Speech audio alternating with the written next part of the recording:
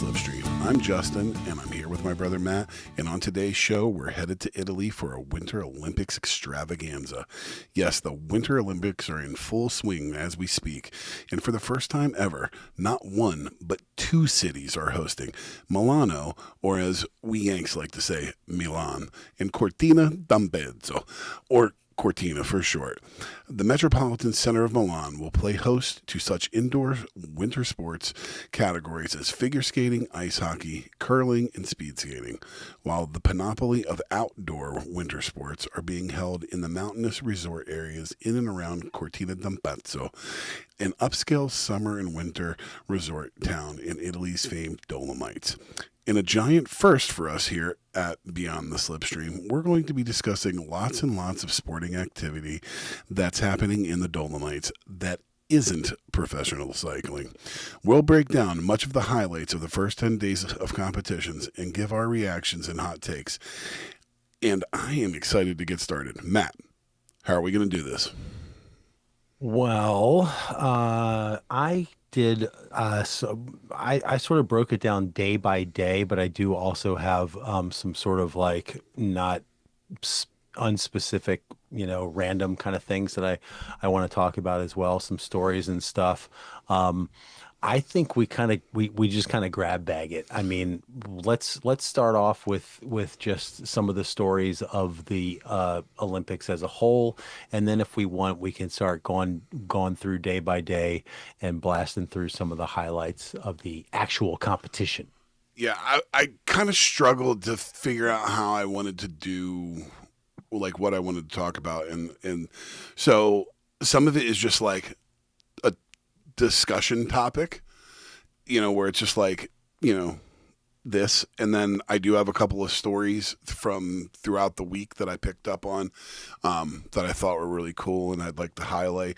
And then obviously I've got some, some USA centric gold medal news, but definitely a couple of really neat stories have come out of the Olympics, as always does. There's As always some always. feel good stuff. Well, let's start here then. We spend a lot of time in our podcasting lives breaking down uh, uh, broadcast things, sporting broadcasts, Yes. So let's just start right there. How do you find NBC's production package for the Olympics? How are you feeling about that? I think it's absolutely amazing. So, Phenomenal. Agreed. um, so the big thing that has captured my imagination, of course, is the drone footage. I think the usage of the drone footage is amazing. It's Um, it's I incredible. saw a really great piece, like a produced piece that NBC put together about it and like how they're doing it, and thought it was just very interesting. They have like 70 drone operators or something like that. I mean, it's I just, would not be, and speaking of the produced stuff that NBC is putting together, I would not be surprised if there were not 1,000 individual videos that NBC has produced in conjunction with this Olympics when it's all said and done. yeah, I mean, I they're mean, leaning every heavily single into. every single event has got like little 6, 7, 8 minute long Mhm. videos about each thing. Like it is so comprehensive and it's so well done. I mean, the graphics are just gorgeous. Like in the beginning when they were sort of like I watched a fair bit of like the opening day 2 days or whatever, and like they're all sort of getting your orientation down for you, and all the graphics where they show you like this like map view of like first you're looking at Milan, and then like it zooms out and it races over the Yeah, landscape and up yeah, to the up into the mountains, mountains. and Yes. it's like so well rendered. I mean, these things are so the graphics are so well done. Yes. And Super and crisp. that and that those crispy graphics then carry over into the individual events when they're breaking down all the individual events. I mean, if it's whether it's a ski jump or a ski run down a mountain, they've got these just incredibly integrated graphics. Or like another one that I was really admiring today, when they are showing the replay of a figure skating run, and they show the guy going up into his jump and the rotations, and they're showing you the RPMs that the guys are generating, and you get this like cool little spinning thing like around the graphic. I mean, it's phenomenal. It's Um, really phenomenal. I also want to say because I would really want to go. I want to take the drones as its own little discussion. Hmm. I'm just going to keep going on the overview as far as the broadcast here. I think one thing that they have done extremely well. So I have one of the things that I've been doing is like in the evenings I will put on the like prime time in Milan that's on Yeah, Peacock yeah, and yeah. It's perfect. whatever they're showing in prime time, I'm just watching that. You Yeah, know, just let so it if it's scroll figure through. skating, great. If it's luge or Whatever. bobsled, whatever, doesn't matter. I think to a literally to every sport, they have done a excellent job with their in studio commentators. Okay, from Mike Tirico to TJ Oshie with hockey um, to the actual broadcast commentators for hockey, for snowboarding, for skiing, for ice skating. Tara Lipinski and of course, his name is gonna escape me. Doing an excellent job of you know across the board. They have done an excellent job with procuring dynamic, interesting hosts for all of these different things, and they all Agreed. have really great insights. It's a time honored formula that they use. You've got the one person who is like the velvet voiced host of the thing that's going to give you all the perfect like intro and outro material and all that kind of stuff. And then you got the expert, the guy that used to do that sport 5 years ago and is still completely in and can sit there and watch it and break down just every little thing that's happening for you in just a perfect way.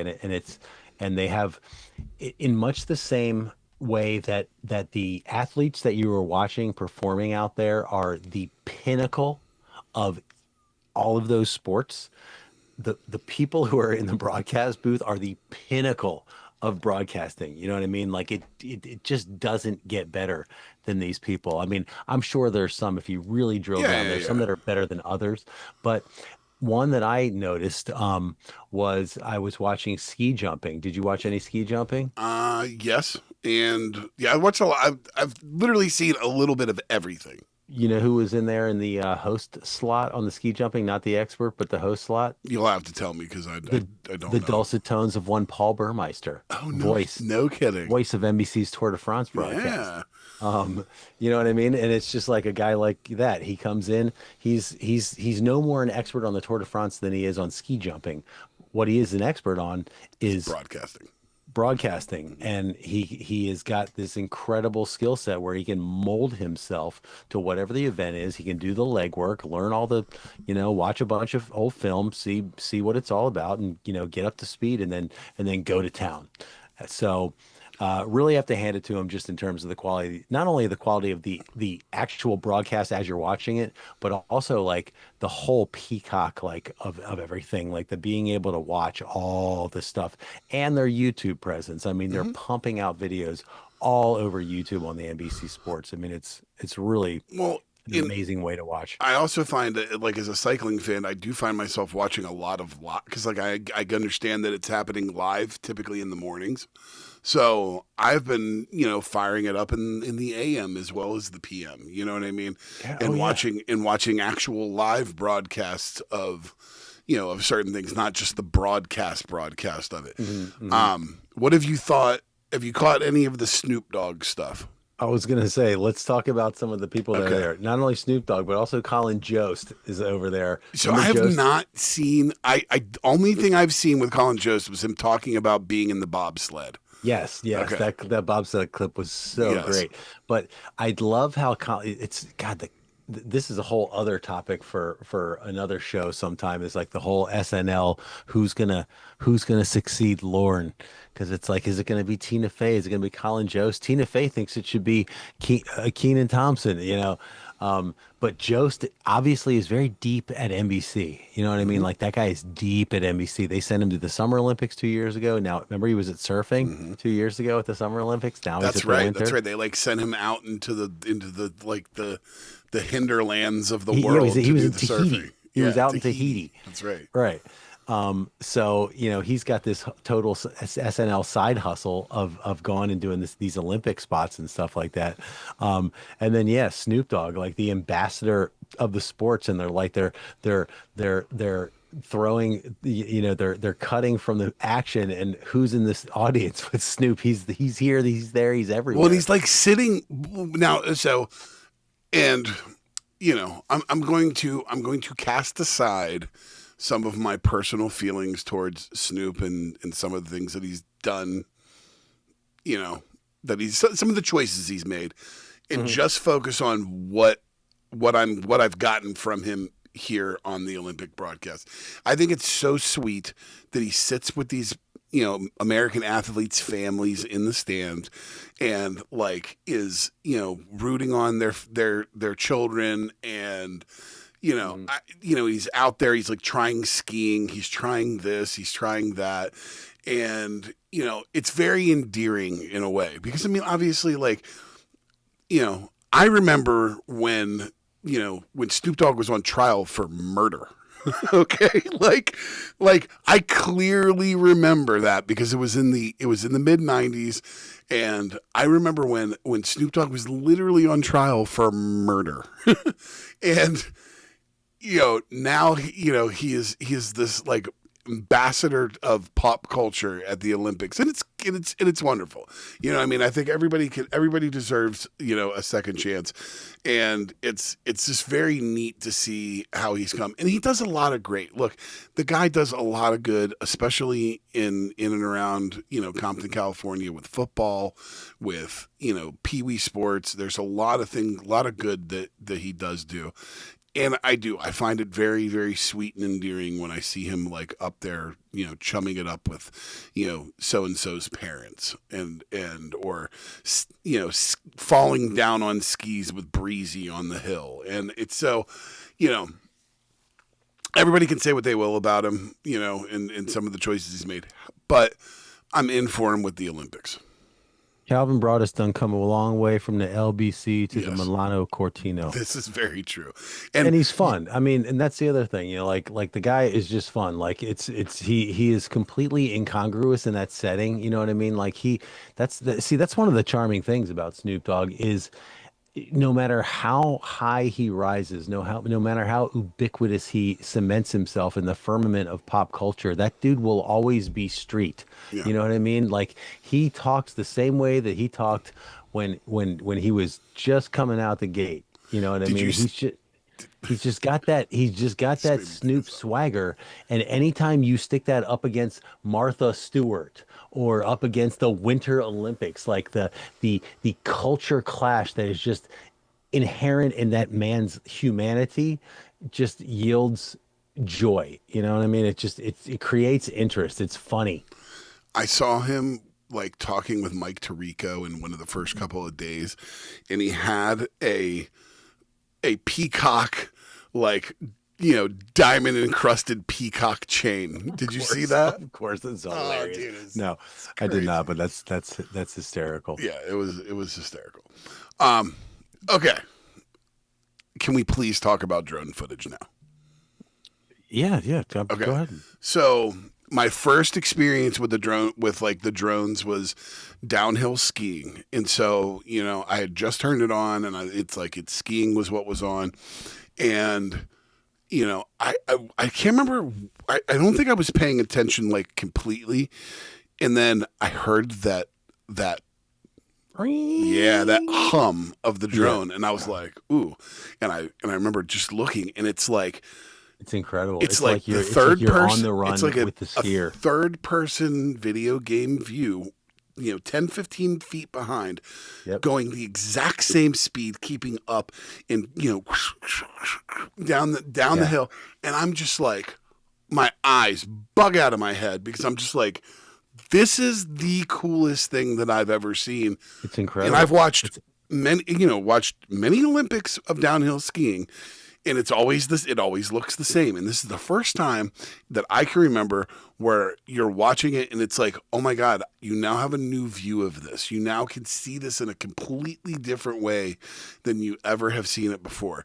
And then when you translate it to the bobsled, the skeleton, Okay. When you get there, okay, that presents a whole different thing with the drone footage, which is like, I love the fact that they can do these things indoors. hmm They can use these things in a tiny little track like a bobsled track. I mean, think about that. This drone is flying down a hole that's essentially like 10 foot by 10 foot. It's like 10 foot in hmm diameter down a tube. And it's right there. I mean, the the precision that these things are able to achieve, um, it's just taking things to an incomprehensible level almost. And it's funny when you go back, I spoke on our other podcast about having watched a bunch of old footage of that pro cyclist world champion who had lost his life. And I was talking about watching the old footage of the 1970 world championships race, the finish of the race, and what you're getting in that in the footage of that race. This is what, 54 years ago, 55 years ago. You're getting there's a helicopter. So there's some technology being employed, but there's a helicopter that's sitting off to the side of the race, basically kind of in one spot. And there's somebody sitting in there with a camera holding it, and they're training along to these riders. And then they got to like pan back to see what's going on. They're panning around, and then like finally it cuts to like a different handheld camera that's up by the finish line. And they're just like slowly, like manually zooming out as the person's coming in. And then you contrast that with what we were watching in terms of sports coverage of Milano Cortina in Yeah, it's just. 2026, and it is so light years ahead. It's just it's mind-boggling. It is mind-boggling. But if you, And the drones are the perfect encapsulation as to like how far we've come.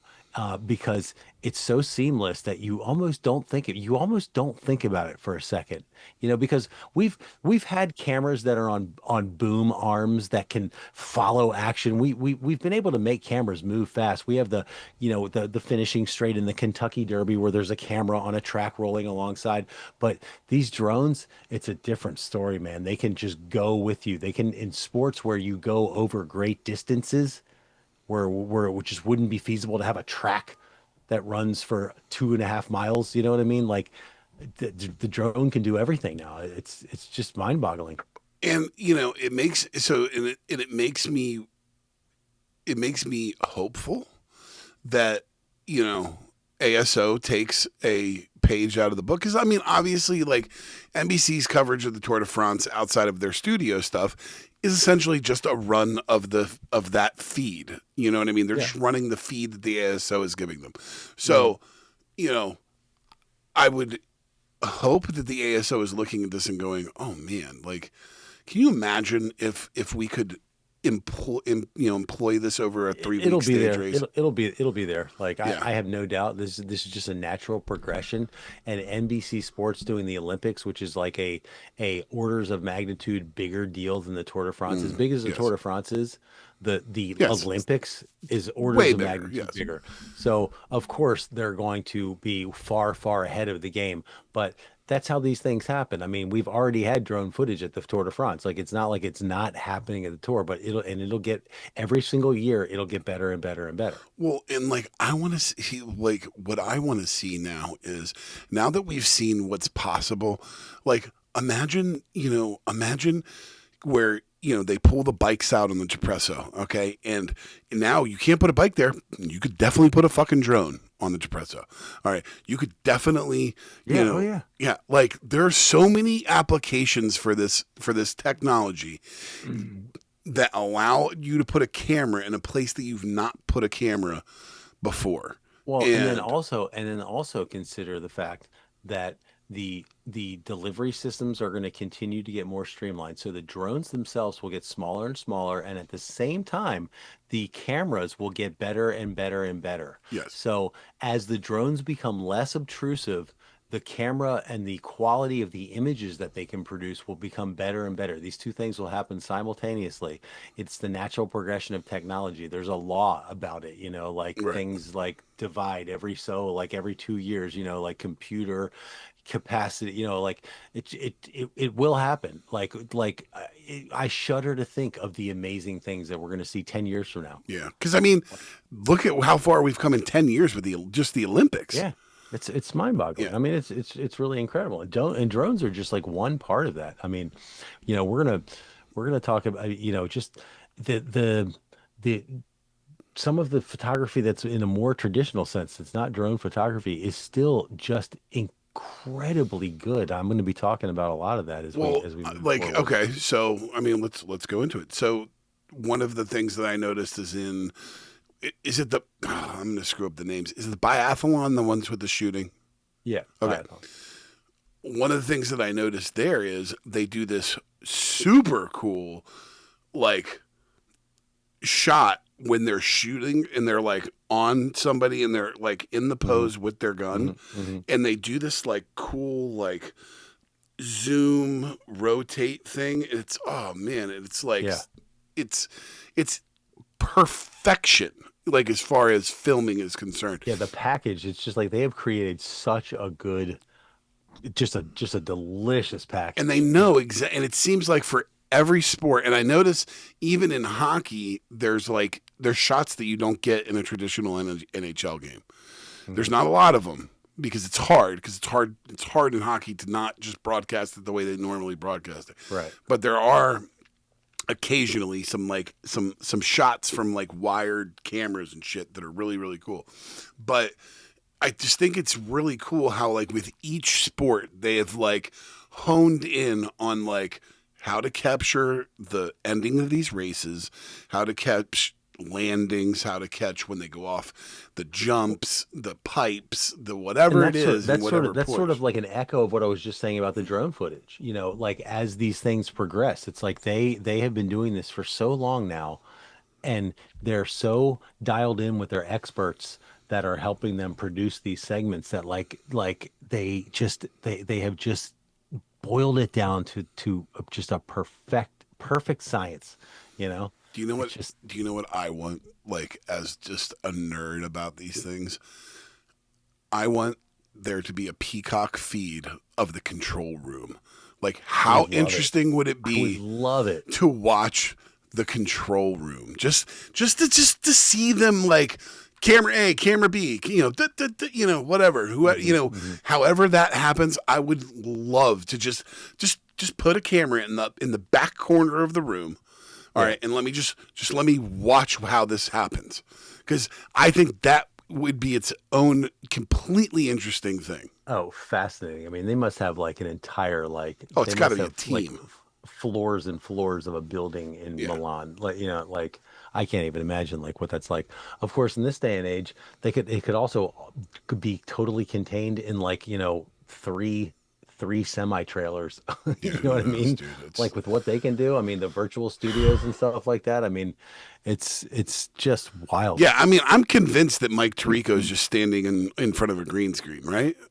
Very possible. Like he might have like a real floor or something, but I feel like everything He's in behind him is he's completely fake. Yeah, he's in Milan, but like, yeah, no, He's in some sort of studio thing. it's wild. All right. So what I brought up drone footage. What is something that you would like to discuss? Well, I mean, there's been a couple of stories that I might like to get your take on. Okay. Did you hear the whole thing with Sturla Holm Lagerud, the Norwegian biathlete No, who I did used not. he used the occasion of his post-race interview, having just won a Oh bronze yes, medal, yes, yes. to confess that he had Cheated cheated on on his his girlfriend. girlfriend. Unreal. You couldn't write this stuff. Like, truth is stranger than fiction. The guy Did I hear that he's just won only a been bronze dating for like a medal. month though, or like something like that, like some Oh, short amount of I didn't time? even catch that much, but I mean, this guy was like going off, like he wasn't even concerned with like the fact that he just won an Olympic medal. No, He's he like, was nah, man, I screwed up. distraught. He was so distraught. I Yes, mean, I did see this. that Sorry, I girl didn't that didn't girl must have had some skills I did. because Apparently this not, man because he cheated on her. I don't know, man. This man was regretting that decision. No, yeah, I did see that interview. I did catch that. I have a few. I honestly have a couple of these. Well, Um, while we're on the subject of like kind of lasciviousness, the other one that I have to bring up along the sure, same vines, Crotchgate. Have you followed Crotchgate with maybe. with the ski jumpers? This one's amazing. Oh, where they hit the gates? No, no, no, no, Oh, no. The okay. ski jumping, Oh, like okay. ski All jumping. right. I thought you were Apparently, sorry. What I thought you were talking about was I watched one of the guys in the what is it, like the slalom hit the gate and like immediately like go down like it went between his he like racked his nuts. yep, racked his nuts on the Ouch. gate. Yeah. Ouch. Yeah. That I did not see. No, Crotchgate. So, if you watch ski jumping, Yes. right? Um, you'll notice that, they come in for their landing and then they're done and they're walking up and and I feel like in most cases when you're watching like Winter Olympic athletes, they are in very tight fitting outfits. If they're on skis, especially. Hmm. Maybe not so much with like snowboarders and stuff like that. That's a whole different world. Like the whole like snowboarding and doing tricks. That's they're in baggy stuff. But like ski, like all of the classic sports, it's like you expect to see Lycra tight bodysuits. outfits, right? Right. But if you notice in ski jumping, when they come off, like the suits they're wearing, they're kind of bulky. And the reason for this is that more surface area of your clothing means more lift. End of story. It's pure physics. And they found out that like some guys were adding more surface area to their outfit By in the lowering crotch area. lowering the crotch. Yes, they were creating a lot more space down here in the crotch. than necessary. And they were also accused of like injecting like filler into their penises to increase surface area or whatever, even though like that was just like total BS. But um and they were talking about like these changes could add 2 meters, 3 meters to a jump. I mean, the difference between a silver and a gold, that That's kind of crazy. thing. Whole thing, like basically people I mean, it's mechanical doping, right? Right? It's It's doping. mechanical doping, 100%. It's freaking doping, just with a different needle. Yeah, totally crazy. Uh, That was a funny one. All right, what do you got? so I've got a couple of like very heartfelt ones. Okay. Um, so did you hear about Stevenson Savart? I don't know. So Stevenson Savart is the 22-year-old first ever, all right, Haitian cross country skier. All right. So there's just a few athletes from Haiti. Stevenson is 22 years old and he was adopted by a French couple when he was very young. So he was born in Delmas, Haiti in 2000 and he arrived in France at the age of 3. He was adopted by French parents in La Bresse and in the Vosges Vosges. I don't know if I'm saying that right. His adoptive parents introduced him to skiing at the age of 5. He's a former student of the Toussaint Louverture High School in Pontarlier, and he now works there as an education assistant. And he met his biological family in Haiti for the first time in 2015. And when he came across the line the first time in his, I can't remember what the exact event was, he did this sweet, like he came across and he did this like great bow. And it was so badass. And, Haitian culture is fascinating in so many ways to me. And like, I have a friend that's Haitian and he has really been schooling me and, he always sends me like cool things, but we owe a lot to Haitian culture, especially in the United States. And it does not get enough run. And it was that was super sweet. And then another one that I came across was, did you hear about Sarah Schlepper? I don't know. All right.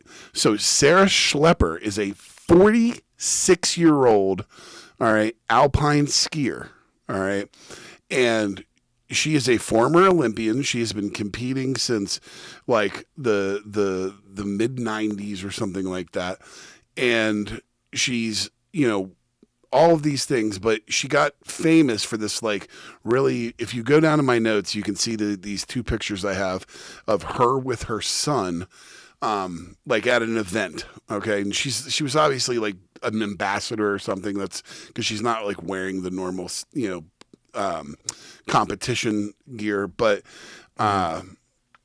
in 2008, she married Federico Gaxola, and they have a son. All right. And so even though she's an American alpine skier that raced for America for many, many years, she joined through her husband, who is obviously of Mexican descent. Her son and her are alpine skiers. All right. Skiing for Mexico this year. She wanted to ski with her son in the Olympics. All right. So she essentially came back out of retirement at 46 years of age. All right. To ski with her son like for LeBron Mexico. and Bronny. Huh? It's like LeBron and Bronny Yes, but playing for the Lakers. much cooler in my opinion. Yeah, agreed. So, hats off to 46-year-old Sarah Schlepper. All right.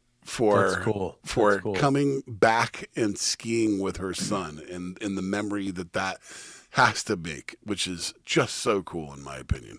Yeah, I love that. Well, I'm gonna pivot off of the first one that you just told just now, the Haitian guy. I'm gonna go to men's giant slalom, where Lucas Pinheiro Braten of Brazil becomes the first Brazilian and the first South American to ever win a medal in the Winter Olympics. And that medal was a gold medal. Look at that. In the men's giant slalom. I'm going to link to a video. It is a must watch. It's one of NBC's produced videos. It is an absolute must watch. It will bring a tear to your eye.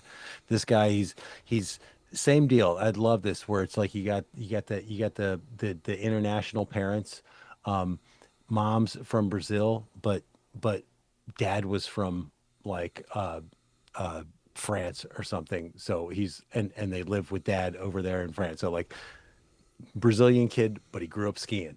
So and like he speaks like perfect English in his interviews and stuff, but he's really into the flamenco dancing of Brazil. And he gets on the podium and he does the flamenco dance. It's chef's kiss, priceless. Like so you got to check out that link. That is so great. Yeah, dude, like it's been really, really fun to watch these like little things. Since we're probably going to do more like kind of breakdown stuff in our second in the second half of the show. Can we please? We almost talked about this on the main show. Can we please talk about Judah Leardom? Is that Jake Paul's girlfriend? Yes. Oh, yeah. That was exactly what I was going to suggest. My God, that one. This chick is a smoke show. It's insane. It was the women's. The first one was the women's 1,000-meter speed skating. Judah Leerdam. She's a Dutch speed skater, and she puts in the absolute skate of her life. The Dutch go 1-2. She sets a new Olympic record, and you see Jake Paul up in the stands with like a couple of other people, right? So, like, I did not know that Jake Paul was dating a Dutch Olympic speed skater. Okay, like I had so no I, idea. I did know this, and I want to tell you how I knew this. Go scroll to the pictures in my notes. It's right above where your notes start. Oh yeah. That's how I knew. Oh, because she's with Visma. She used to be. She was up until 24. And he's been with her for a while. And so I remember when hearing that he was with a Dutch speed skater, somehow it connected like on Instagram for me with her being on the Jumbo Visma like speed skating team. Well, I knew nothing about this. Okay. And I was doing what you were talking about earlier. I was just watching the Daily Show or whatever, whatever the Right. daily, the mix was. And I happened to be watching that day or that night or whatever it was. It was last Monday. Um, yeah, it was last Monday and, I was off work and I just threw it on and I see this, right? And so I see this thing and when they're speed skating, and I have another comment I want to make about speed skating, but when they're speed skating, they're in this like, this onesie that's got like a head covering on it, right? And then they got like the glasses on and they look very robotic, you know. And so the race is going on and boom, she wins this thing. She sets the Olympic record.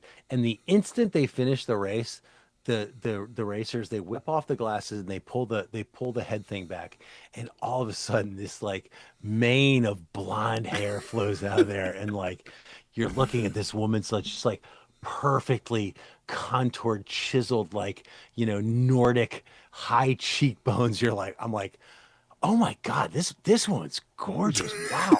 And then the next thing you see, they cut to the stands, and I'm like, is that Jake Paul? What? And Jake Paul is in the stands and he's sobbing. Yes, crying. He is crying. I'm like, what? What's happening here? Did, did, did we do Jake Paul on the show when he fought Mike Tyson? Did we do that on the show? Or I was don't that think we before? talked about it. I remember watching that thing and seeing that. That must have Oh, been before we started doing the show. yeah, it The was whole Jake Paul awful. thing. That was wild. But it was a spectacle. I would It's gladly would have yes, done that on the show. yeah. It's That was definitely a that was like spectacle. to me that was along the same lines as like Alex Honnold climbing Taipei 101, just pure spectacle. But anyways, I see that and I'm just like, what in the world is going on here? Like Jake Paul is dating this chick? Okay, all right. I mean, sounds good. That Yeah, and was for like funny. a long time, I feel like they've been. I mean, I definitely feel like I found out about this a long time ago. I had completely forgot about it, and I didn't realize that this was who it was until they started talking about it, and I was like, oh, and I was like, I can remember the first time I saw her going like, damn, she's really good looking, and you're absolutely right. It's like a friggin' Pantene commercial when they're done racing and like all this hair comes out and it's like perfect. It's not sweaty. It's not Oh, anything. It looks unreal. I mean, yeah. she was basically like what they were trying to do with Lindsey Vonn, like the whole like Lindsey Vonn marketing of the Olympics, like where she just like looked like a plastic supermodel, and yeah, that's what this chick looked like, but for real. It was crazy. Absolutely. I'm trying to think, can we shoehorn in one more quick one here before we go to the break that's like along those sort of lines. I'm looking. There was one uh that I thought would be a good mention. Hold on, let me see. Where is this? It was oh yeah. All right. Men's big air. All right. This is basically when it's snowboarding. A guy goes individually through a course where at the top he hits like three different like rail Hmm. slides, and then he gets to the bottom and it's like jumps, right? Massive jump. Yes. Yeah. So the guy who wins, it's a Norwegian guy, Burke Ruud, um, destroys the competition. He's incredible on the rails. Like he's like doing a flip just to land on the rail to slide down the rail. He's flipping onto the rail, not off the rail. He's flipping onto the rail and down the rail and just doing stuff. And then when he gets down to the jumps, he does back-to-back 1620s on the last two jumps that were both of them were clean as a whistle. But the thing I loved more than anything else, my man was wearing a sweater. He wasn't even wearing a jacket, dude. He was in a sweater. That's Like, amazing. I love snowboarders. I love everything about snowboarding. Like, and we're gonna get into it a lot Yeah, more. So we're let's gonna, we're gonna talk more. We're gonna take a quick break. Don't miss the Team Bus, our weekly podcast about pro cycling, and oh, did I mention pro cycling? We're kind of obsessed. Dropping into your usual podcast feeds every Wednesday. Welcome back. All right, we're going to get into breaking down some of the actual action from week one of the Olympics. Where do you want to start? Um, if you like, I will just like start rolling down my day-to-day breakdown. And why don't we, with each sport that we come to, let's just do that whole sport and then not return to it. So if you have anything on that particular sport, men or women, scroll down, find it that you want to talk about, and we'll do it, and then we're done with that sport. Okay, sounds Does good. that sound good? All right. So the first one up, downhill skiing, which like just right off the bat, this is an insane sport. Like the speeds that like the speeds in downhill skiing are like the only one that can hold a candle to it is like bobsled, like that down that freaking ice track, which we're going to talk about I as feel well. like I saw like 86 kilometers an hour. It's crazy how fast these people I'm, go down I, these things. I feel like I saw women skiing at like the high 70s, low 80s, and or maybe high 60s, low 70s, and the men at like the high 70s, low 80s in certain spots. Like that's just unbelievable on two pieces of essentially of plastic. It's wild. I mean, the main protagonists on the men's side were the Swiss. This guy Odermatt and Von Allman were always in the mix and took home a bunch of medals. But the Italians were giving them, pushback. And in the giant slalom stuff, I already talked about the what Brazilian guy. So, but I went down this I allowed myself about 20 minutes down the downhill skiing rabbit hole, and I did find a nice video which I will link to of like just some great crashes in downhill skiing, um, which also were banging around in my head earlier when we were talking about the quality of the production here in 2026 in Milano Cortina versus like some of these old crashes that I watched or whatever. And it's just like it's just exponential how far advanced these broadcasts have come. I mean, it's so sumptuous. Um, so I've saw a couple of really like gnarly like spills, this week too, which is it's insane to me when they're going as fast as they are. When they lose control, yeah, they're it's going so fast. It's just like, I mean, the barrier system that they have now, I was paying careful attention to it, and it's pretty good. Like basically the entire course is lined with a series of three different fences, and they're like kind of flimsy poles with like netting between them. And it's essentially designed so that if you're at top speed and you fly into these things, there's like a set of three. The first one like slows you X amount. Then you hit the second one, you're slowing X amount. Then you hit the third one, and by the time you get to the third one, you've bled off enough speed that you'll like come to a stop. But you haven't smashed into anything. You haven't tumbled along the ground. You're just like pushing through these very flimsy barriers that are kind of elastic and holding you back or whatever. But it doesn't always work out that way. Sometimes you crash right in the middle of the thing and you tumble down the field and you're going so fast that you're just going to tumble for a couple That's of what I'm hundred saying, yards. dude. Like I saw You're, some. you're going to tumble for a couple of football fields. I watched somebody smack on the. I think it was on the ski jump too, where I just like all that stuff, like the level, the speeds that they're going, the levels that they're going on, all of it. It's insane to me to think that that's just a regular part of what they're doing. Yeah, it's It's just like like it's always right there in yeah. the offing.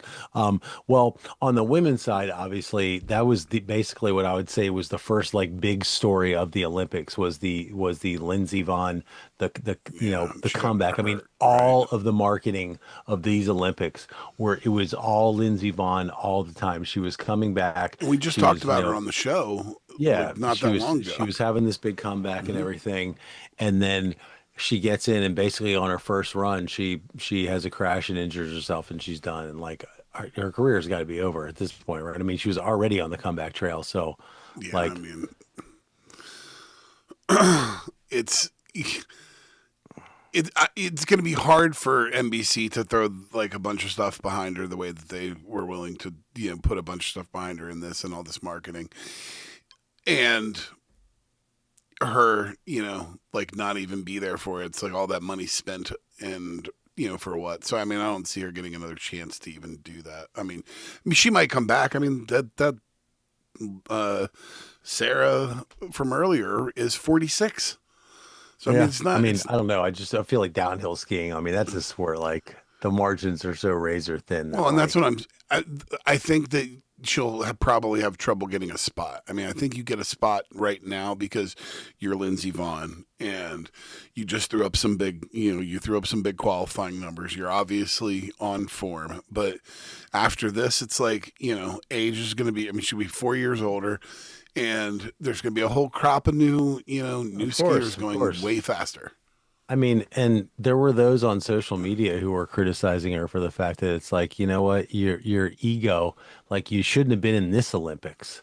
Like I mean, your ego and your need for a big paycheck or whatever drove you to try to get into there. And so somebody that was more deserving than you was kept out because you wanted to be there. And sort of eclipsed in all of this was Breezy Johnson. Ms. Breezy Johnson, who ends up winning the first gold medal, right? Yeah. Wins the United States' first gold medal. This was, the event Lindsey Vonn was supposed to win, and Breezy Johnson comes through and really like makes a bunch of mistakes in the middle part of the course, but at the bottom, like she pushes hard to secure the goal while Snoop Dogg watched on. Yes, that was crazy. Do you know that she also got engaged to her boyfriend who proposed to her after her Super G run a day or two later? I did not know that. Yeah, man, it's all coming up roses for Breezy Johnson of the USA and downhill. I did watch the moguls. I caught this at work one morning. Yes, let's talk moguls. Yeah, like first off, as somebody that skied a lot when he was younger. When I look at the moguls, I don't even understand how I don't even understand how they do it. The way that their legs work, it's just, it's insane. And the angles that they're taking those moguls at are just nuts. And then the jumps at the end and in the middle. Yeah. So this is one of the things I wanted to call out for the camera work, because basically like a mogul's course, it's like a 45-degree downhill. Yes. And it's got a couple different sections. So when you start off, there are moguls, right? And they're like, didn't you say you had a video about how they're constructed or something like that? Or you saw something about how moguls are made? I don't think that was Maybe that was somebody else. I don't know. So they got to run down through a mogul field and then they hit a jump, and then they run down through another mogul field and they hit another jump, and then that's a much right? bigger jump on the last one. Yeah, right. And I finally realized after watching it this time around, like what this event is about. So, the biathlon, right? Mm-hmm. The biathlon is about the contrast between the very high level of cardio that you have to put out when you're cross country skiing, and then the low level of cardio needed for accuracy in shooting a gun. And the challenge of that sport lies in the interplay between those two things. It's not enough to be a really good skier, a really fast skier, or a really good shot. You have to be really good at going from skiing to shooting. That's what you have to be really good at in that sport. And moguls is the exact same way. And anybody that's shot a gun can tell you, like, especially if they're any good at it, breathing is so important, right.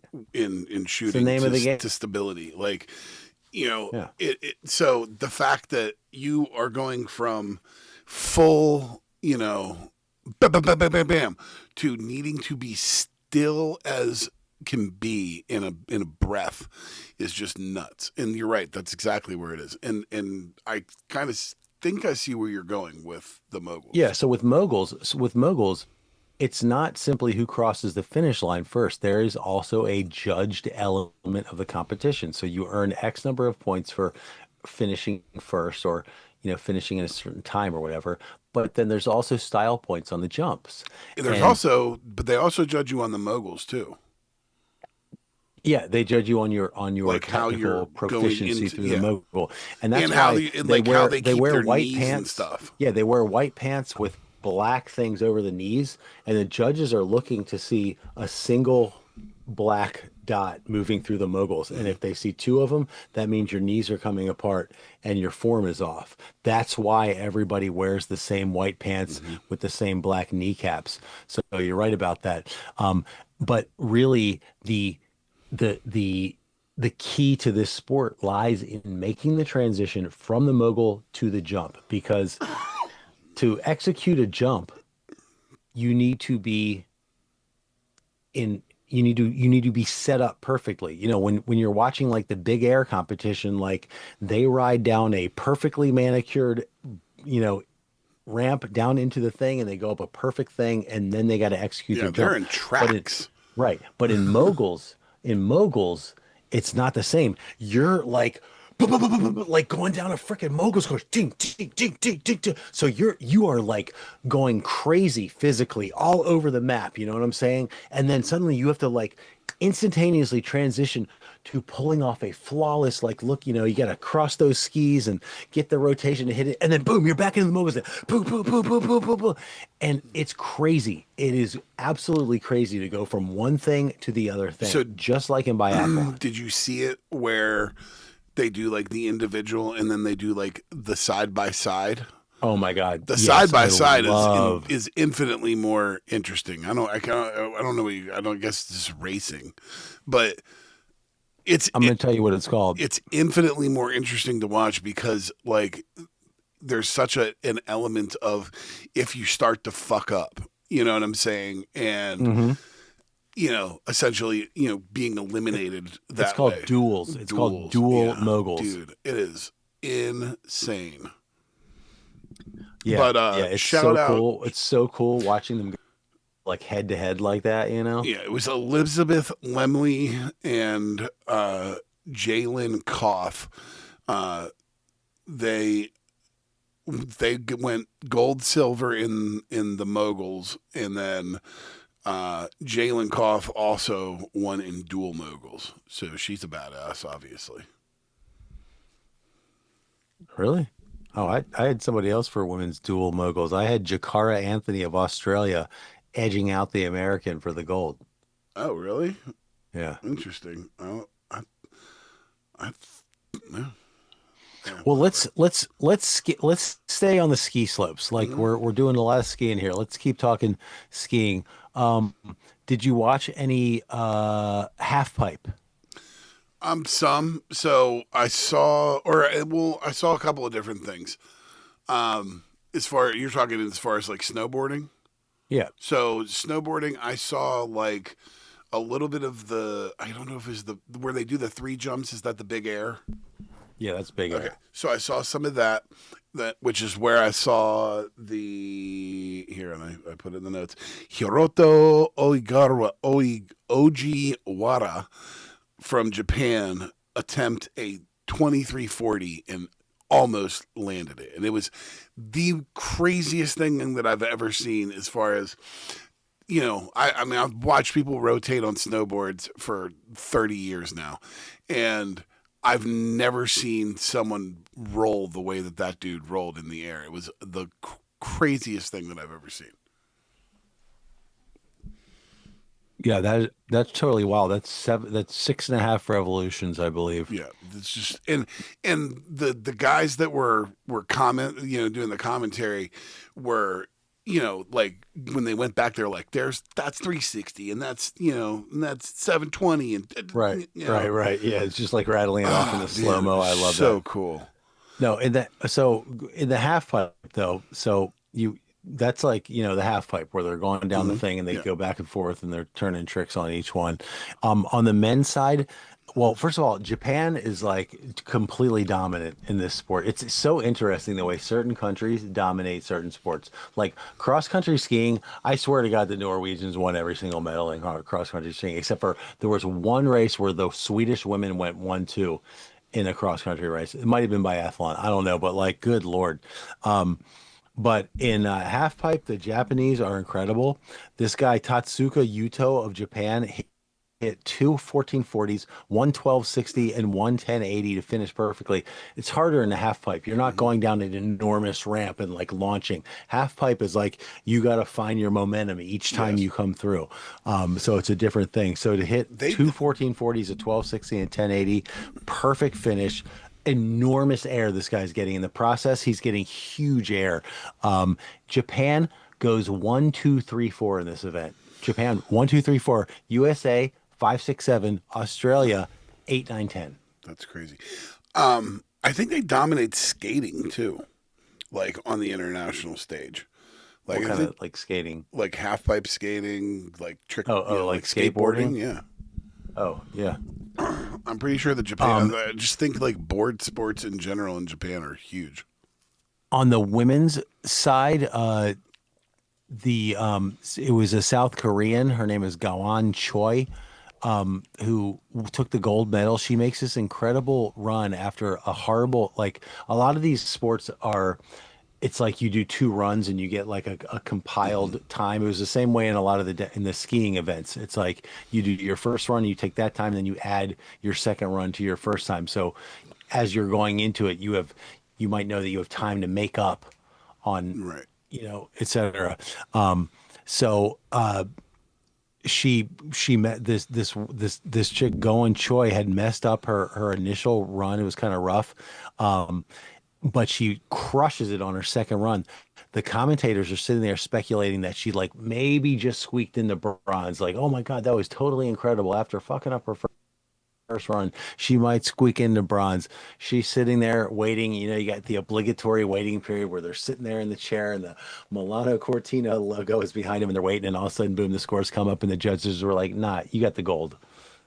And like all the commentators are just gobsmacked. Wow, we didn't see that coming. So that was pretty cool. And then, how about, did you see any snowboard cross? Yes. Hold on. Oh, Which one is this? This is like Snowboard 4 cross is people. Yeah, it's like 4 people and they're racing snowboards down a really cool course. Yeah. Okay. Yes, I did see this. Oh my God. Did I love watching this? First of all, I don't know what it is about snowboarding. It's the same thing with bikes. Like when we watch when we watch those the like world championship reels where they have a bike race where it's like 4 dudes on like these little tiny on like the BMX bikes. Yeah, on the BMX yeah. bikes, and they're like racing through It's this like fixed course. Yeah. And it's like 12 jumps and like 6 like switchbacks. Finish, done. Yeah, It takes like 2 minutes. Same shit on the snowboard. It's so goddamn exciting. Like it's so cool the way they do these, and like the way the race finishes. It all builds to like one final jump. So they get this like one last jump, they land it, and then they just gotta like try to smooth sailing it across the finish line. I've also noticed the winter games equivalent of the bike throw. This happens in multiple sports, and in snowboarding they like try to it's like they lean back and they kick the board out in front of them. It's the same thing as a bike throw, trying to go for the finish line. It's just so exciting. It's so cool. Same thing with speed skating. You got the short track speed skating events where it's like 4 dudes on a tiny little speed skating track, like all going nuts, and they get to the finish line. They're like lunging their skates forward across the line. It's the same I'm thing. entirely way more impressed by the team speed skating where like you have 3, people lined up. The relay. No, where they're riding 3 together at the same time. They call that relay. Yeah, well, they're all out on the track, but only one person is actually the one skating, and they come up and they push the next one off, but it's a relay. No, it's like I am talking about 3 skaters skating in tandem or in triplet around Oh, the like track together. like a TTT, like a Yeah, team time trial. Yes, but Yeah. they are like in complete sync with each other. Absolutely. Like they are like, Oh, the slipstreaming in speed skating is amazing. Like it's speed skating, I am so insane. fascinated by. Like So fascinated by. You can keep no offense, keep your figure skating. It's very cool, and jumping in the air and landing on a razor blade is pretty awesome. But what they do on the speed skating track to me is infinitely more interesting. I mean, they're two entirely I separate know worlds. they're very different, but You can't man, compare them. I just What I love about speed skating is has essentially not changed at all in the entire history of the sport. It is just flat blades, yes, an oval track, and you're trying to go as fast as you can. and they somehow And continue to break world records. yes, it's like their bodies just become, and their bodies are machines. It's like there's something that's like almost slow motion about watching Yes, speed yeah, skating. totally. When they get into the fastest part of the speed skating, they're actually moving the least, but it's like they're it's like when they start, they're sitting there and they're like "Gah, gah, gah, gah, Right, gah, right, gah, right, gah." right, right, They got right. to go really fast to get started, but like once they're into their groove, it's almost like they're in slow motion. They're just turning it over and just like pushing these watts out. I mean, it's really wild Yes, to no watch doubt. how they do it. All right. Like fascinating. I don't even know how we got there. We were talking about like snowboard cross. And then we got the speed skating. You went Yeah. to speed skating. Well, the snowboard cross stuff was just incredible. There was there was one. It was the men's snowboard cross final. Alessandro Hammerly of Australia plays it cool for the entire race. He's sitting in third place, just chilling the entire time. Right at the end, they're going over the final jump, and this guy puts in like a kick on the ramp down into the final jump, knowing that he can come even with the guy as they go off the jump. And because he had to push hard to get into it, he knows he's going faster, lands it, and just sneaks out the win at the very, very end. And what's crazy, and I noticed this in a lot of these snowboard races, the guy who is the dude who's leading through the entire race very often is the guy that finishes fourth off the podium. I don't know what it is. It's like if you're in snowboard cross, don't don't lead the race. Don't lead Yeah. the whole race. That is a recipe for disaster. It seems like you're kicking ass the entire time, but like somehow, some way, one of those three other dudes is gonna figure out how to get in front of you by the end. All right, we gotta start hammering through your list. I see that I'm looking through your notes. I see that you have Johan Hosflat Klebo in your notes. This Yeah, dude that guy should be shouted out. he is insane. Okay, the hold on, what do I? Because I have him in my notes as well. I hate to sound like I'm reading stuff, but He's a Norwegian cross country skier. 4 medals. He did a 6-minute mile pace uphill on skis. It's insane. Yeah, he's not four medals, 4 out of 4 gold medals. Yes, gold He's- medals. he's Sorry, four gold events, medals. 4 gold medals. He is the absolute he is the Tadej Pogacar of Cross of country ski. cross country skiing, and he also holds an Olympic record now. He has 9 Olympic gold medals in the Winter Olympics. That's the most ever. Wow. Chapo to him, man. That's awesome. Yeah, I mean the cross country skiing, it was just all Norway all the time. Yeah. Did you watch any hockey? I did not watch any hockey. Okay, I missed so all- men's Give me the hockey. full hockey update. Men's hockey, 3 wins in a row. They play Sweden tomorrow. Who, USA? You're talking about? Yeah, USA. They beat Latvia, Denmark, and Germany handily across the board. They're in the semifinals with And Sweden. do they do? Is it like in the World Cup where they have like a group stage and Yes, then they get into 100%, the bracket? exactly. So have They're they in the passed through group semifinals. stage and they're in the Yep. semifinal. Yep. I So mean, they're playing it's Sweden, the it's semi. pretty. Who are the other two? If teams? they don't end up playing Canada, like it's a fail for them. So, or Mm-hmm, whoever's on that side, but it's assumed that it'll be Canada. When is that game? When's the final? The final, I don't know what day the final is, but they play Sweden tomorrow at 3 o'clock in the afternoon, our time. I will not be watching that. Yeah, but you damn, could that's- throw it on at No, I can't. Oh yeah, I can because we have NBC. absolutely. It'll be on NBC tomorrow afternoon Yeah. at 3 o'clock. Yeah. Oh, I'm putting that on. Yeah. If you're watching it, just send me a text to remind me in Okay, case I. I will do that. Um, in on the women's side, they have Wait, not lost Who are the other two teams? Canada and who? in what? So U.S. is playing Sweden. Sweden, and I don't know. You have to look that up. You got the they're destined computer. to play Canada in the final. So who's the other team? I'm not sure. You have to look it up. All right. Women's hockey, they have not lost a game yet. They beat Canada earlier in a game last Thursday, and they beat them 5-0. So women's hockey and men's hockey are playing very, very well. So looking that both teams will be playing for a gold medal, likely. That's pretty awesome. So there's the hockey. Did you watch any figure skating? Oh, I'm so ready to talk about All right, figure let's talk figure skating. skating. I mean, the Ilya Malinin, like Yeah, it's very sad. the up, he was up and then he was down. Like, I tell you what, my takeaway on Ilya Malinin is that I'm very impressed by that guy. DC's own Ilya Malin. I know Well, that he hails from Vienna, Virginia, but Northern Virginia. He basically cemented the win for the team figure skating event that they kind of like yes, open the Olympics with.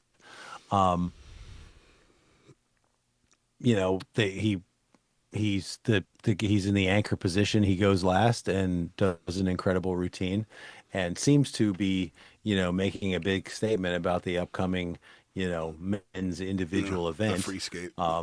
And they get a gold. So you cannot call his first Olympics a complete failure because he got a gold medal. Yes. Like he's an Olympic gold medalist in his first Olympics. So like that's not failure. Nope. He may see it as failure, but it's not failure. So he's 21 years old, right? He's 21. So he has, I would say, a minimum of one more Olympics in him, and very likely two more, possibly three more. Who knows? I don't know how long these guys can stay in peak form, but most certainly this guy can come back to the Olympics in 4 years. Yeah, I would say at least two, especially if he's as good as his build. I did grab a quote from him. He said, all of this pressure, all of the media, and just being the Olympic gold hopeful was too much to handle. Yeah, I mean, in his immediate post, skate interview, the lady asked him straight up, was it your body or your mind? And he was like, "That was my mind. It was my head. Like, of course, like, everybody knows he has the ability to do these things. It's just he got spooked basically, and got a case of the yips. Yeah, you can't blame the guy. I mean, he had the weight of the world on his shoulders, and everybody's looking at him. And he also, you could very much tell that the size of the enormity of the Olympic stage was something that he was not used to. This guy's gone to the world championships of figure skating and stuff like that, but that ain't the Olympics. This is very different. The Olympics is stratospheric compared to anything else. And I think it was a big culture shock for him. To his credit, even though he had the worst night of his entire life, he stood up there, he did his interviews, he put it into perspective, he kept a smile on his face, and, he walked away with 8th place. Yeah, I mean, again, he's a gold medalist. You can't say that it was a failure. And look, he recognizes it, and the next time the pressure will be much, much less, and he'll be fine. Trust me. That kid's got it seemingly as a good team around him. He was still enjoying the Olympics with his friends afterwards. So, I saw him in the stands for other things. So, yeah, I mean, it is what it is. While we're on that subject, though, we should shout out Shaidarov of Kazakhstan, who, he's like the Astana of the Olympics. I love it. I love it. He's in there. He thinks Malinan is gonna, obviously Malinan's winning the gold. So like, I'm just gonna give him my best and hope for third, Yep. and puts in this incredible routine. I will link to the NBC video of the routine. It's it's incredible when you watch it. Like it's like I was so like I I knew the outcome of what had happened when I was able to go back and actually watch the event. I already knew that Malinan had Right. shit the bed like that. So the first time through, I hadn't really been paying attention to Shaidirov's routine, but it was incredible, like absolutely incredible. And when you watch the video that I linked to from NBC, where the commentators are going through it, each one of the jumps and like breaking them down, what he's doing, it's like it's mind-boggling. And then you get into the non-jumpy part of the routine, like the artistic part of it, and the artistic stuff this guy was doing was wild. It's absolutely wild. So Dude, I love the music selections. I love all that stuff, dude. yeah, Like, he specifically wanted to skate to a Kazakh composer, so he was skating to Kazakh music, and yeah, it was just a beautiful story, in the wake of the Ilya Malinin debacle, meltdown, call it what you will. yeah, So yeah, I feel, it's like I feel like putting the pressure on some of these younger. I mean, these are children, dude. These are younger than my. These are right. But most of these kids are between my, two sons' ages. These are children, and hmm it's they're grown ass human beings, but like putting them under this immense amount of scrutiny and all of this weight of you're the gold medal hopeful and da da da, dude. The guy from Kazakhstan has zero pressure, zero expectation, and he's able to just go out there and just destroy it. In my opinion, that's how we should be treating our people. It's like, maybe you're going to get it, maybe you're not. Like, it should be much more mental health as opposed to, like, here, we got to put you on the poster. yeah, You yeah. know, hey, little Trek, Team USA, you need to go hang out with these guys for a little bit and get your heads right. Get your heads right.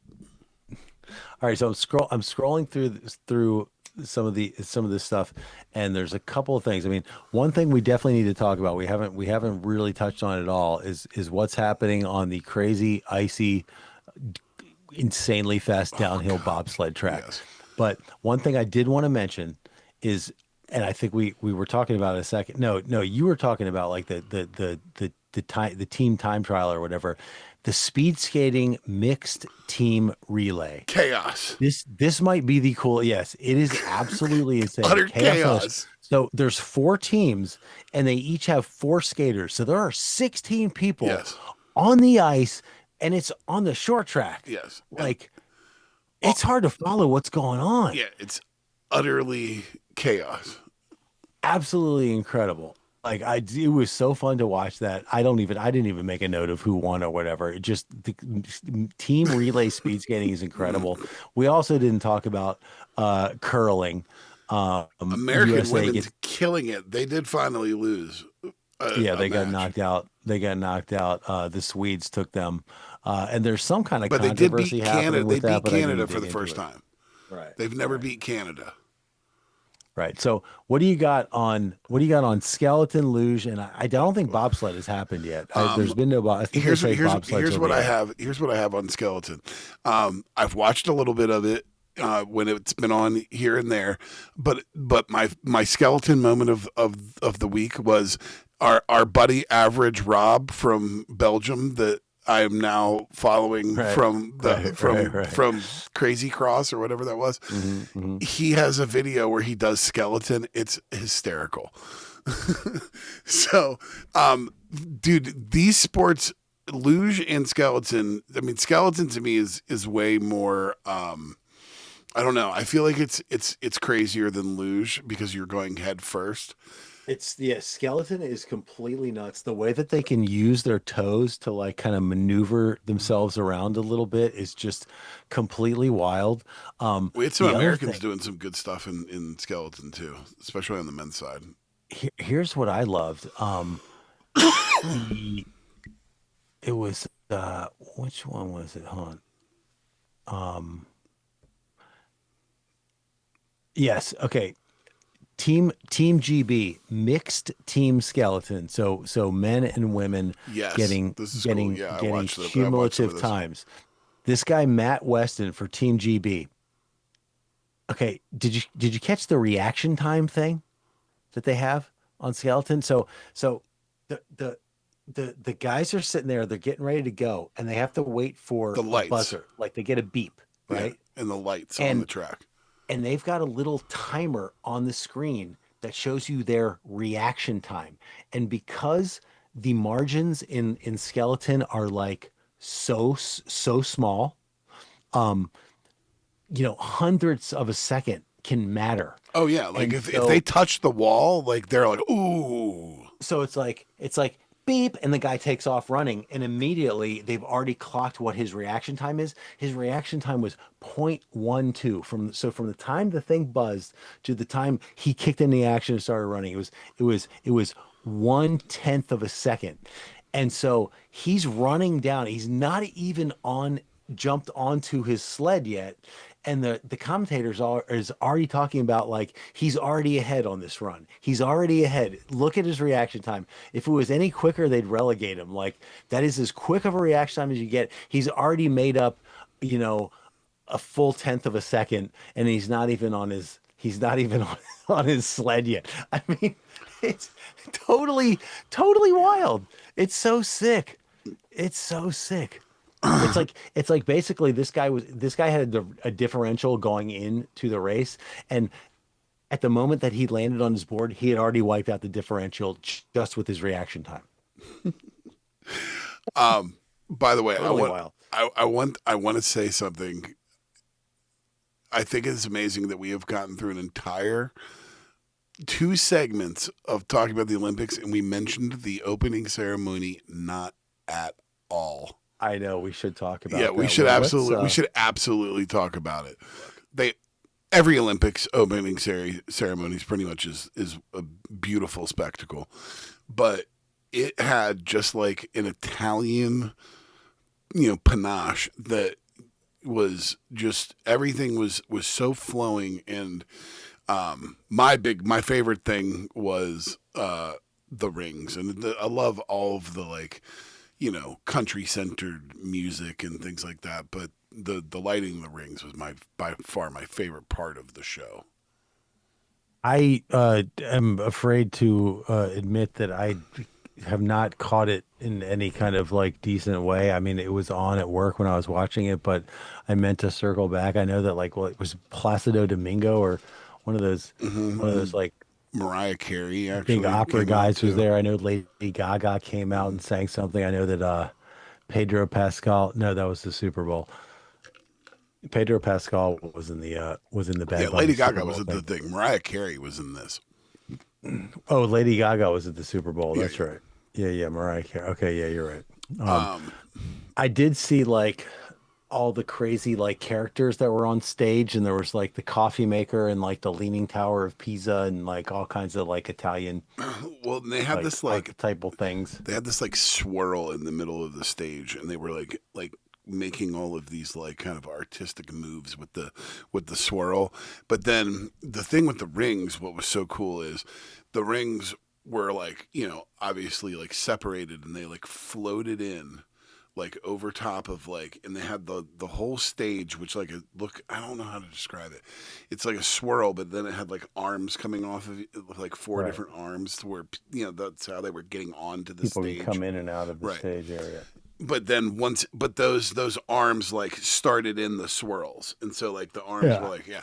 So once they get like this whole stage lit up the way they want it, the rings start like floating in one by one, into the center of the arena, and then I like missed that part. they get to the arena and they're like, they've and they're coming in. And what's so cool is like it's not like they're just like on a wire. Like they're coming from different angles, and they come together in the middle.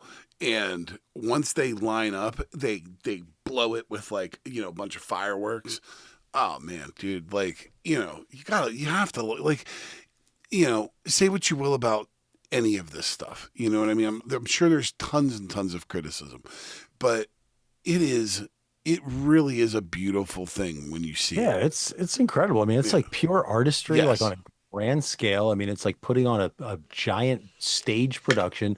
I really dug like the look of like the dance section that came towards the end, and they had that like central female character that was like running throughout the entire thing. I mean, that woman put in like an Yes. unbelievable performance. Another thing I wanted to shout out, one thing I always love and especially love at the Winter Olympics for some reason, the fashion of the teams. When the teams come out Yes. in the team progression, I freaking love it. And in the Winter Olympics, you always get some like Bjork ass, Hmm. crazy, like avant-garde, like pushing the boundaries of fashion type shit that people will come out in.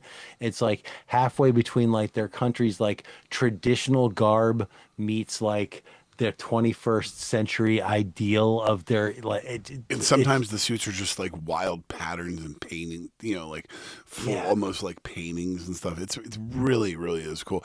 And they did a really good job too with that, where like the way that they let people come out, it was almost like they were like coming on stage before they were doing it. So it was almost Yeah, like a they each got their like showcase moment. yes, exactly.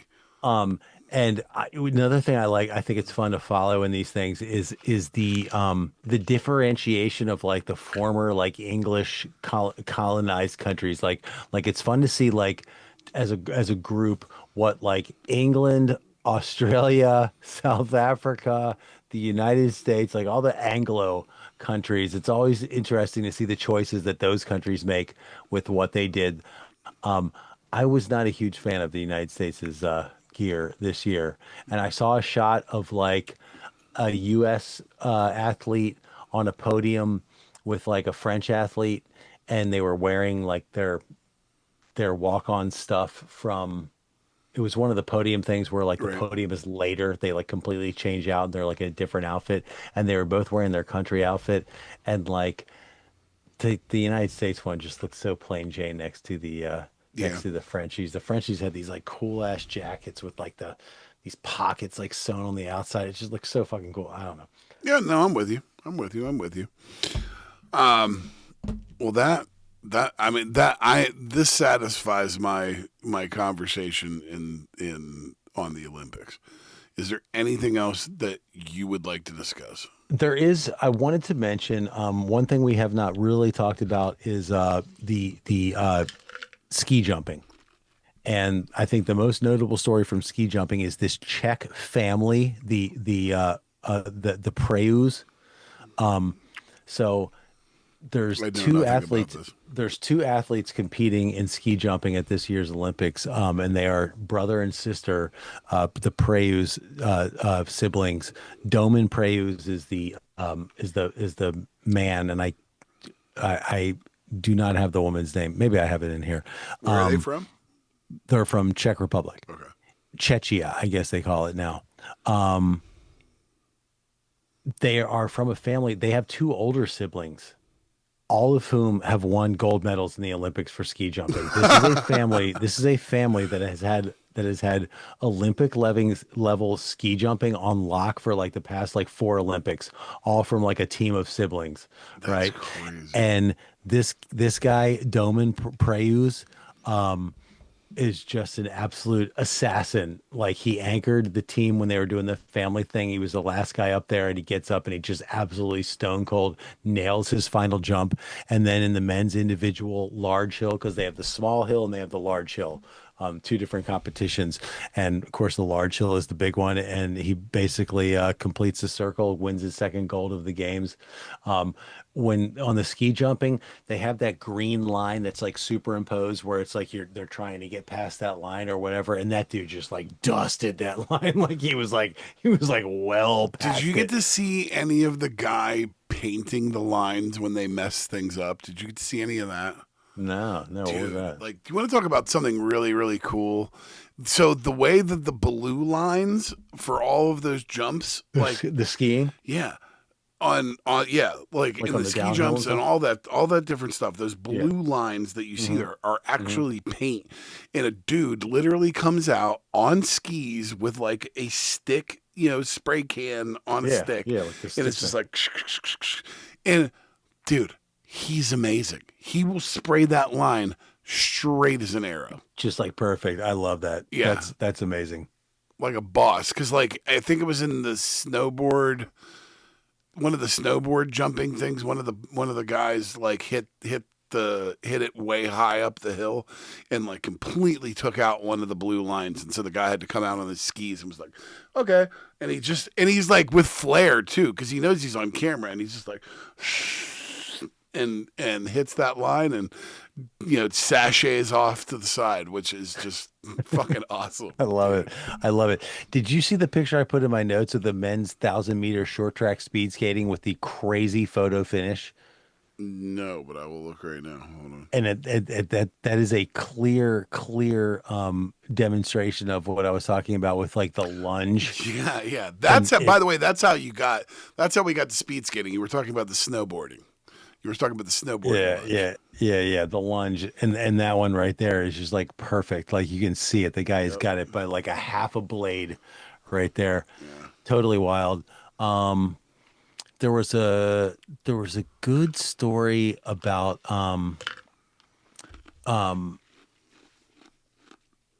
a Italian downhill skier. Let me see if I can find that one for you real quick.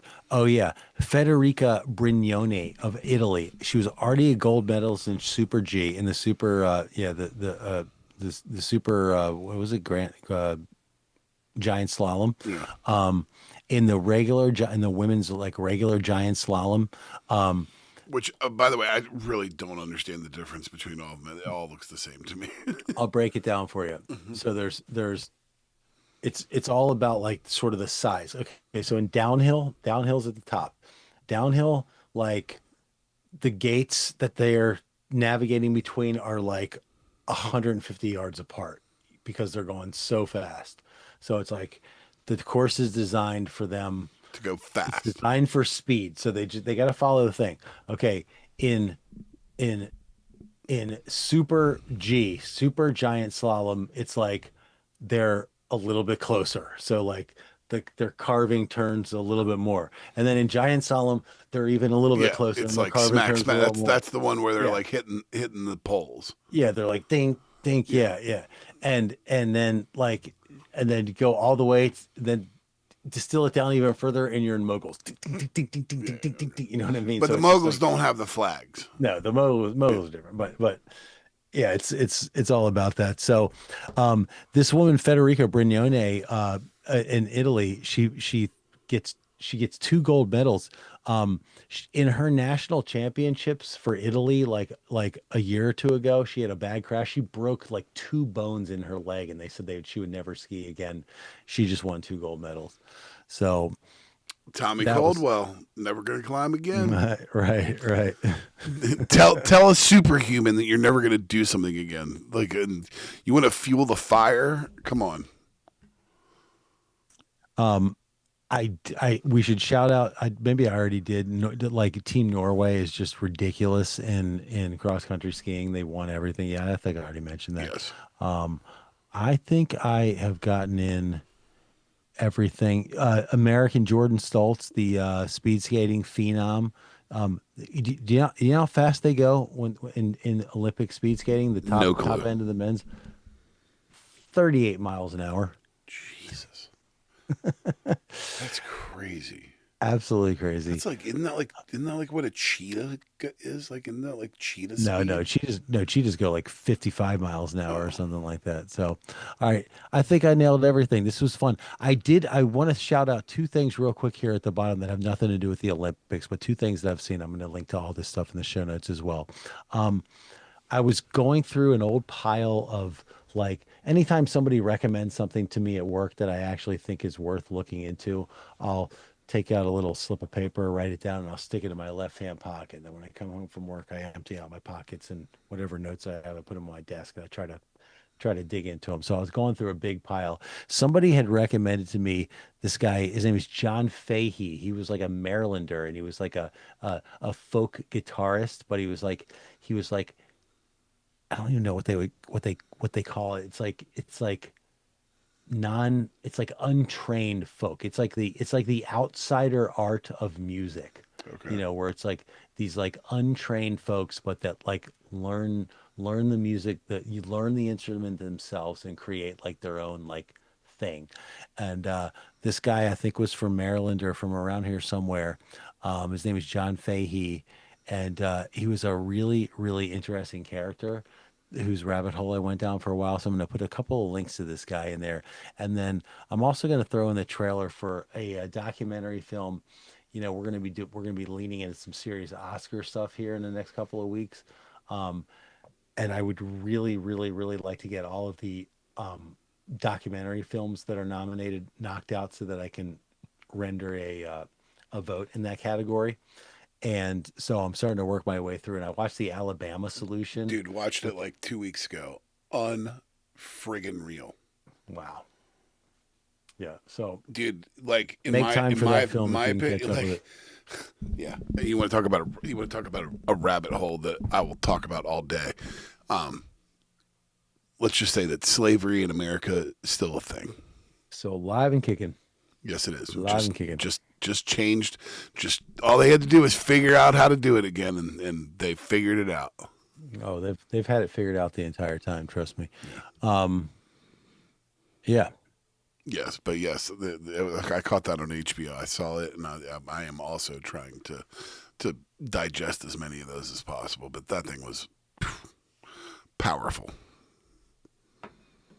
Well, little on-air production meeting here. Why don't we do one segment next week on the rest of the Olympics to just kind of tie it up? Because I really enjoyed today's show and gone through that kind of stuff. It's kind of fun to be up on all those topics and be able to chop it up. And I'm gonna want to talk about the Olympic hockey and everything. So let's plan on at least spending a portion of next week's show. Okay, on well the then let's remainder of the then Olympics then let's action. do Olympics first, and then we would really like to pay tribute to a hero of ours that is no longer with us, and we will leave it at that. So, for my brother Matt. Also, Oh, also go while we're ahead. having this on-air production meeting, since you told me you've already watched the Alabama Solution, Yes. let's let's try to both work our way through these best documentary nominations. I started watching another one, which is The Perfect Neighbor, that's on Netflix. So that one is also accessible, and I think at least one or two of the other ones are pretty accessible. So let's do that. Let's start working our way through those, and in one of the weeks just prior to the Oscars, we'll do a deep dive on the nominees for best doc. Okay, and we should also do our Oscar picks at that point Well, too. that's already on the Okay. calendar. That's coming up. So, All right. um, yeah, Well, I caught up with Marty Supreme, by the way. Did I tell you that? mm-mm. Yeah, if I so I'm complete on all the best picture noms. I've seen them all. I have. I'd have to go back and look, but I can't. Well, I know you haven't seen Marty Supreme, and there was Def- one other one that I think definitely that I haven't think seen Marty you haven't Supreme. seen. I think you've seen Sentimental Value. I have not. I started it, but I didn't get to. I like couldn't devote my attention to it, so I But I stopped think you've watching seen the rest of them, right? You've seen it. Frankenstein. You saw F1, Yep. um, Train Hamnet, Dreams, Hamnet, Train Dreams, of course, One Battle, obviously, yeah. Sinners. Sinners. Yep. Yeah, I don't like. There wasn't very many. Oh, did you see the Brazilian one? No, the perfect or the what is that one? The Secret Agent. Secret Agent. That's what it is. No, I have not seen that. Okay, so you got to see that one. Did you see? Was Begonia nominated? Did you see Begonia? I did see Begonia. I don't think it's nominated. No, I don't think it's nominated either. Well, anyway, all right. So you got a few things to catch up with, and we're talking. I also at the absolute behest of one of my coworkers, I watched a weird old movie tonight, actually, or like while it's at work and downtime, called hold on, what is it called? At Close Range. At Close Range, yeah, I know that. This is an action thriller. It's like a true crime thriller. It's based on a true story out of Pennsylvania. Yeah. It's Sean Penn, Christopher Walken, Chris Penn. Right. And they're like, Walken is like a career criminal, and those are his kids, and his kids kind of get into it, and it just all goes south. Shocking. So, he was like, there's like some really cool cars in it, and one of my coworkers is like, he's like, you gotta watch this movie. So, at any point was he like, Chris, Sean, what are you doing? What are you doing? Get the car, take the car out of there. Look, kid, do you want me to say I love you? Like, I love you. I love you. Okay, all right. I'm your dad. This is devolving quickly. Yeah. All right. For my brother Matt, I'm Justin. If you've possibly listened to the end of this, we thank you. Have a wonderful, wonderful week. We will talk to you soon. Ale. Adios. Beyond the Slipstream is a companion to the Team Bus and is produced by Harperama. Find us on Apple Podcasts, Spotify, and YouTube. Please like, subscribe, leave a review, and tell your friends about us. Thanks for listening. Talk to you next time. Ale!